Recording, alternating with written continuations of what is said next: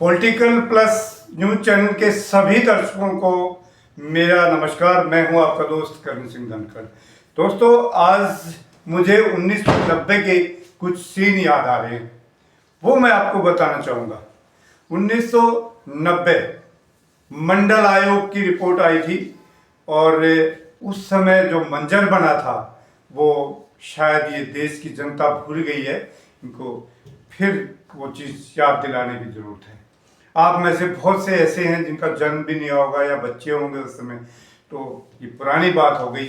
आज 35 साल पुरानी जो है वो सीन दोबारा से सामने नजर आ रहे हैं।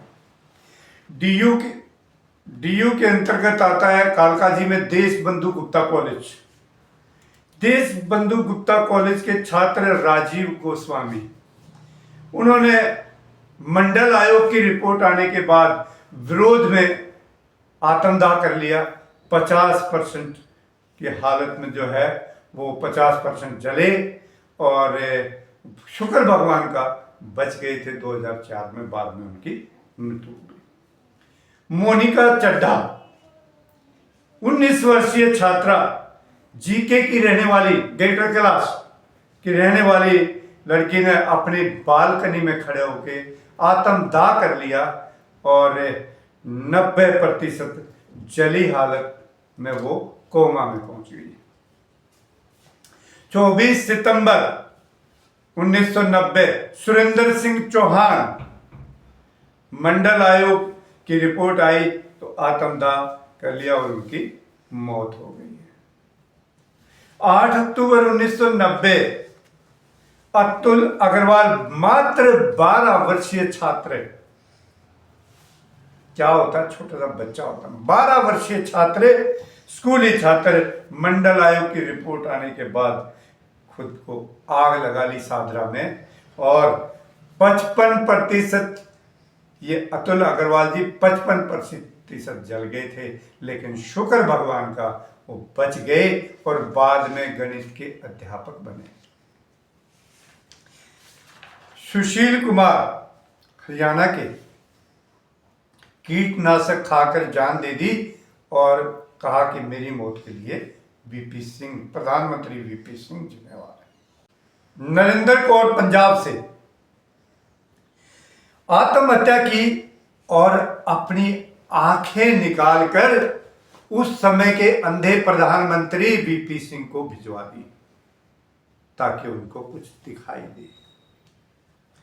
ये मंजर हमने अपनी आंखों के सामने देखा है और देखिए, वही मंडल आयोग और जाति जनगणना जो अभी एक ज्वलंत मुद्दा मोदी जी ने उठाया है, वो उनको अलग करके नहीं देख सकते। मंडल आयोग, क्योंकि जब मंडल आयोग की सिफारिशें तभी लागू होंगी जब जातीय जनगणना होगी, पता लगेगा कि किसकी कितनी हिस्सेदारी। अब सवाल ये उठता है कि सारा देश, अंदर हाई लेवल की मीटिंग चल रही है, वहां पर रक्षा मंत्री हैं, सेनाओं के अध्यक्ष हैं, सब वहां पे हैं और देश बाहर इंतजार कर रहा है कि पाकिस्तान के लिए कौन सा तरीका मोदी जी ढूंढ कर देंगे कि हम जो है हमारा गुस्सा ठंडा हो, हम जो है पाकिस्तान से बदला कैसे लेंगे।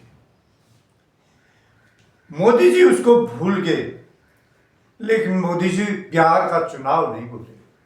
मोदी जी शायद देश की सुरक्षा के बारे में सब कुछ भूल गए और ये वजह क्यों बनी ऐसी, मोदी जी के दिमाग में ये चीजें क्यों आई होंगी। निश्चित रूप से जब कश्मीर में कोई हिंदू मुस्लिम नहीं हुआ, कश्मीर की जनता एकजुट दिखी और सिर्फ यहां पर बीजेपी के नेता हिंदू मुस्लिम करने में लगे रहे और मीडिया को जनता ने जवाब, गोदी मीडिया को जनता ने जवाब देना शुरू किया, तब मोदी जी शायद अंदर से 56 इंच का सीना जो है वो कांपने लगा कि ये मामला तो फिट नहीं बैठता है। तो मोदी जी ने अपना गोल पोस्ट तुरंत जो है वो, बिहार का तो था ही टारगेट तो, लेकिन दिखता था कि अब यहां पे इस राष्ट्रवाद के लिए सच्चे देशभक्त हैं मोदी जी, राष्ट्रवादी है पार्टी पूरी, ये कुछ ना कुछ बड़ा करेंगे, लेकिन कुछ नहीं मोदी जी, सीसीएस जैसी meeting, all type meeting, all parties meeting, और कि पता नहीं कितनी मीटिंगों से बाहर आकर मोदी जी ने किया क्या, आके कह दिया बताइए आपकी जात क्या करे, जनगणना करेंगे, फिर देखेंगे। ये सुरक्षा का मामला है, इसको तो कभी भी देख लेंगे हम, लेकिन ये चुनाव का मामला है बिहार में, इसको पहले देखेंगे। और उसी के मद्देनजर ये जो ज्वलंत मुद्दा, अति ज्वलंत मुद्दा उठाकर लेके आए हैं मोदी जी, वो इस लालच में कि मुझे एससी बीसी के वोट मिल जाए। ये 24 घंटे एक चुनावी मशीन है, ये देश के प्रधानमंत्री नहीं है, ये बीजेपी की चुनावी मशीन है। ये 24 घंटे चुनाव के बारे में सोचते हैं, दूसरा और कोई काम इनके पास होता नहीं। जिस जातीय जनगणना के खिलाफ मोदी जी आज से 6 महीने पहले तक थे, बहुत विरोध में थे, संसद में गर्मा गर्म बहस चलती थी, और राहुल गांधी ने कहा था कि चाहे कुछ भी हो जाए, मैं जातीय जनगणना करा के रहेंगे हम, और हुआ भी वही। क्यों इतने दबाव में आए? जिस राहुल गांधी को अरबों करोड़ों अरबों रुपया मीडिया को दे के खर्च करके पप्पू बनाने की कोशिश की गई, लगातार हजारों करोड़ रुपया राहुल गांधी को पप्पू बनाने के लिए खर्च किया गया, जिस पार्टी ने, जिस मोदी जी ने, तो क्या उस पप्पू के दबाव में आ गए? क्या हालात मोदी जी के ये बन चुके हैं 56 इंची सीने के, कि वो राहुल गांधी की खाट बिछाने के लिए भी तैयार हो गए। राहुल गांधी ने घुटनों पर ला दिया मोदी जी को। जो कल तक पप्पू था, आज वो पहलवान हो गया। ये लोग क्या कहते थे, इनकी मंशा क्या थी? ये जितने भी, मैं एक वीडियो आप लोगों को दिखा रहा हूं, से देश गृह युद्ध की तरफ जाएगा। जो करेगा जात की बात, उसको कसके मारूंगा लात। मैं कहता हूं है कहां कास्ट, ये तो बता दो कि जो लोग कास्ट सेंसस की बात करते हैं वो अर्बन नक्सल है। प्रधानमंत्री अर्बन नक्सल कब से बन गए? जाति जाति का शोर मचाते केवल कायर पुरोहित। माननीय सभापति जी, जिसकी जात का पता नहीं वो गन्ना की बात करता है। मुझे सिर्फ मच्छी की आंख दिख रही है। जाति जनगणना हम करा के दिखाएंगे। मतलब प्रधानमंत्री श्री नरेंद्र मोदी जी के नेतृत्व में किए गए जातिगत जनगणना की फैसला सामाजिक न्याय के लिए एनडीए सरकार की प्रतिबद्धता की एक बहुत बड़ा कदम कल सरकार ने उठाई है। मित्रों, पूरी पार्टी सख्त विरोध में जो थी, आज वो कह रही है कि ये जातीय जनगणना तो राष्ट्र निर्माण का टूल है। गजब है ये लोग। प्रधानमंत्री इतने विरोध और इतनी गंदी भाषा बोलते थे जातीय गणना के लिए, 6 महीने के अंदर ऐसा क्या हो गया? इनको साफ नजर आ रहा है कि बिहार में इनकी जमानत जब्त है।